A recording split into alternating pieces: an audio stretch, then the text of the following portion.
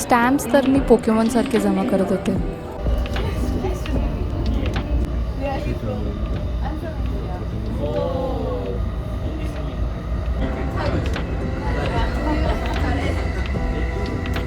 आलोय कामापुराला.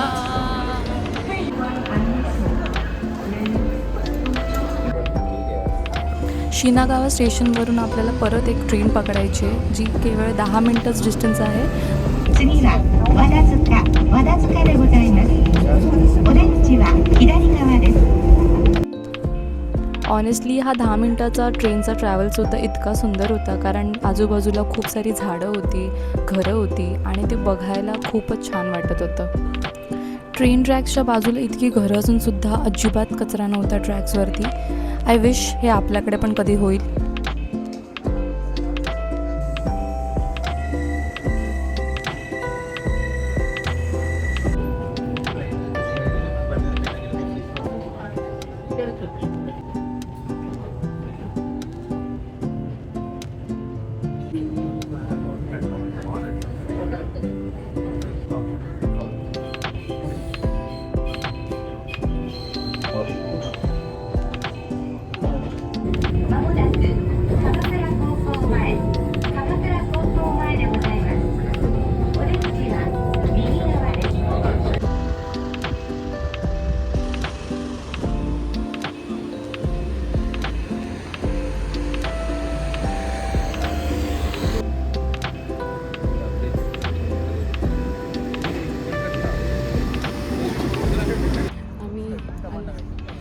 कामाकुरा बीचवरती आहे मी.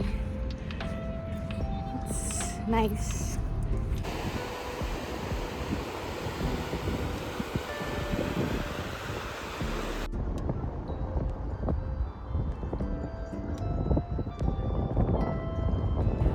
हे आहे कामाकुरा बीच. बीचेस तर इंडियामध्ये पण आहेत, बट हे बीच मी इतक्या वेळा ॲनिमेमध्ये बघितलं होतं की मला हे प्रत्यक्षात बघायचंच होतं.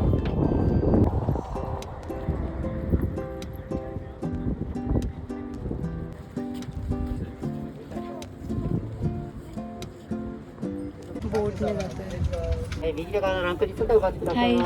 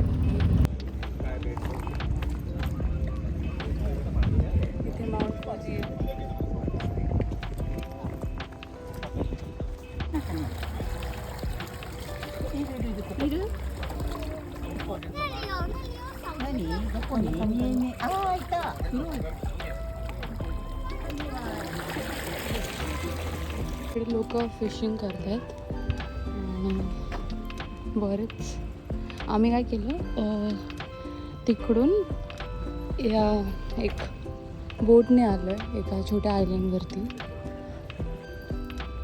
फिशिंग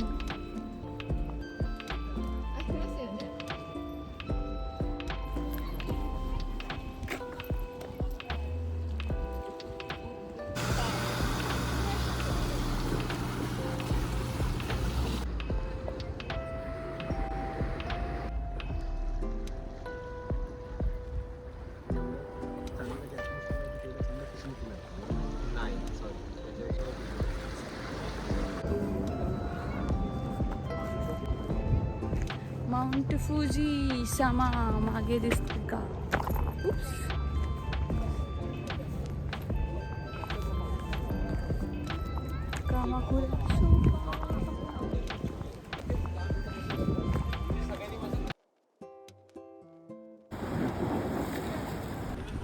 या स्टेअर्स पकडून मी चालले आहे इनोशिमा केव्ज बघायला.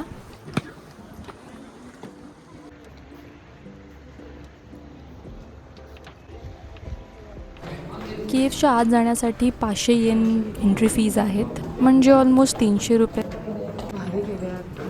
या गुहा समुद्रांच्या लाटांमुळे नैसर्गिकरित्या तयार झाल्या आहेत, पण त्यांनी इतक्या सुंदर प्रकारे त्यांचं जतन केलं आहे. तो अनुभव खूपच छान आणि युनिक होता.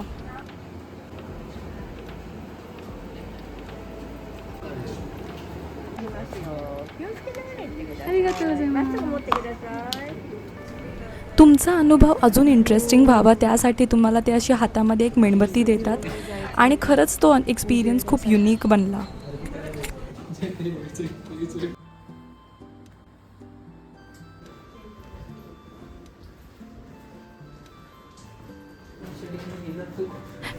कॅमेऱ्यात दिसत नाही आहे, पण खरंच त्या मेणबत्तीमुळे खूप साऱ्या मूर्त्या दिसायला मदत होत होती.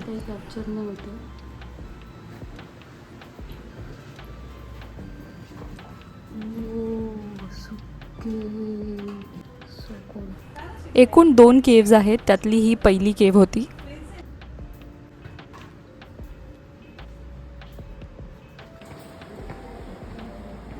गुहेच्या अंधारातून बाहेर पडतानाचा अनुभव सुद्धा खूप मॅजिकलच होता.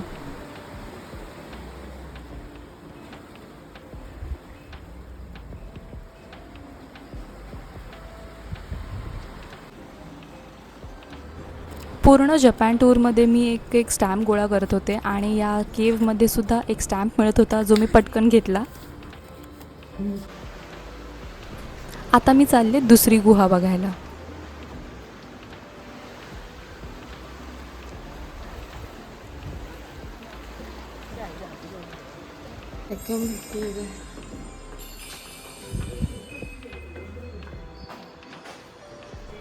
जपानच्या दंतकथेनुसार इकडे एक 5 तोंडांचा ड्रॅगन असायचा, जो आजूबाजूच्या परिसरात लोकांना त्रास द्यायचा. आणि मग बेन्झाईते नावाची देवी स्वर्गावरून आली इनोशिमावर आणि तिने त्या ड्रॅगनला शांत केले.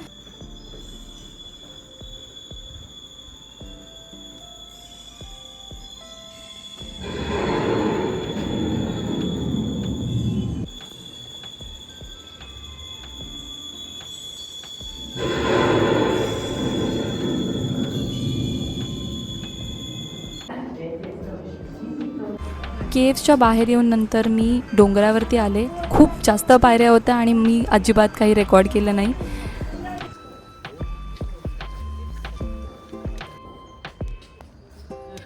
एक श्राइन आहे त्या केव्हच्या इथलंच.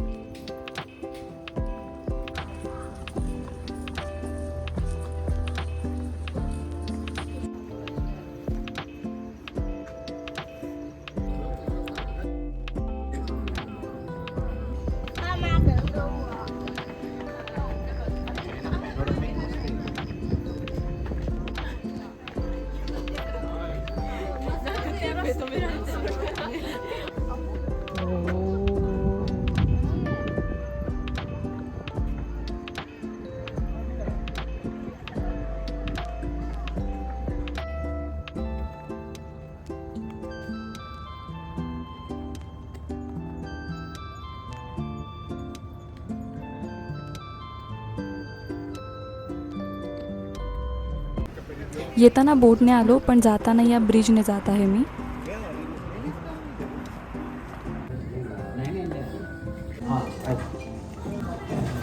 जास्त ब्युटिफुल वाटते हे आज. किती सुंदर स्टेशन आहे.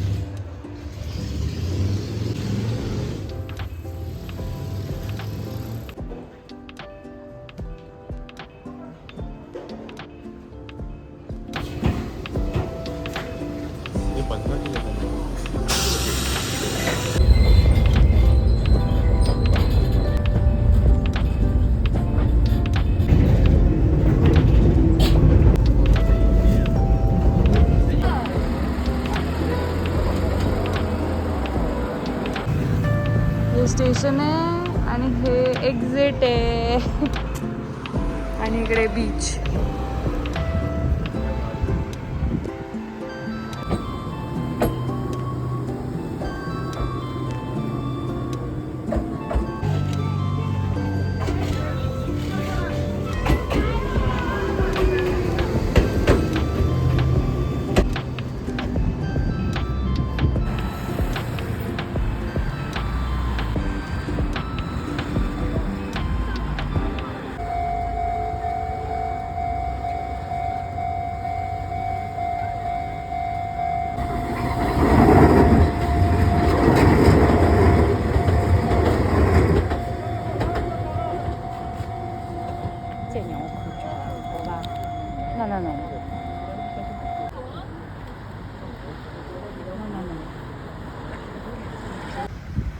मला समुद्र किनारा खूप आवडतो, मग तो कुठलाही असो.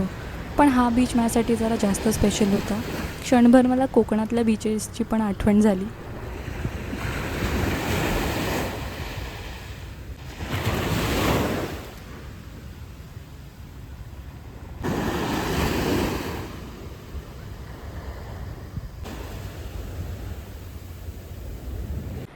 आता मी परत निघाले घरी जायला.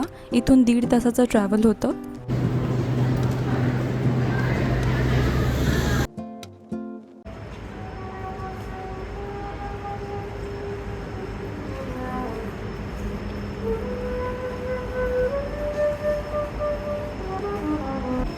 पुन्हा Airbnb-वरती जाण्याआधी एक छोटासा परत स्टॉप घेतला, जिथे रँडम एक सिटी एक्सप्लोअर केली.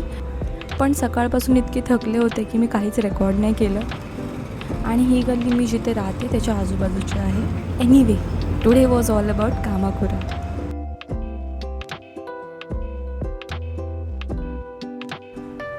आणि अशा प्रकारे आपला कामाकुरामधला दिवस इथेच संपतोय. खूप अमेझिंग असा हा एक्सपिरियन्स होता. व्हिडिओ आवडला असेल तर नक्की कॉमेंट करा, शेअर करा आणि लाईक करा. Thank you for watching. बाय.